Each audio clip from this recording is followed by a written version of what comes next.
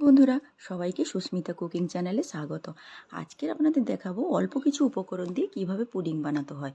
তার জন্য নিয়ে নিলাম ডিম, দুধ, চিনি আর ভ্যানিলা এসেন্সিয়াল। প্রথমে দেখুন আমি একটা প্যানে 1 চামচ চিনি 1 চামচ জল দিয়ে দেখুন এরকম পেস্টটা হয়ে গেল এবং আমি কাপে ঢেলে নিলাম। তারপরে একটা বাটিতে একটা ডিম নিয়ে ভালো করে ফেটিয়ে নিলাম। এরপর 1 চামচ চিনি যোগ করে আবারও ফেটিয়ে নিলাম।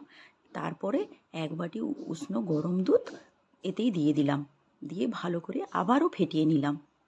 নেওয়ার পরে গ্যাসে একটা কড়াই বসিয়ে দিলাম, কড়াইতে টিস্যু পেপার একটা দিয়ে দিলাম, দিয়ে জল দিয়ে সামান্য জল দিয়ে তাতে কাপটা বসিয়ে দিলাম, কাপের উপর একটা প্লেট ঢাকা দিয়ে দিলাম এবং পুরো কড়াইটাও একটা কিছু ঢাকা দিয়ে দিলাম।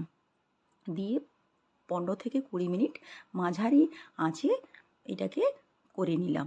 দিয়ে দেখবেন যে সেদ্ধ হয়েছে নাকি, তখন একটা পিক দিয়ে দেখে নেবেন সেদ্ধ হয়েছে কিনা।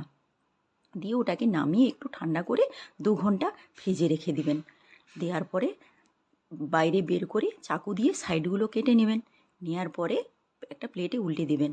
দেখুন কি সুন্দর পুডিং রেডি হয়ে গেছে।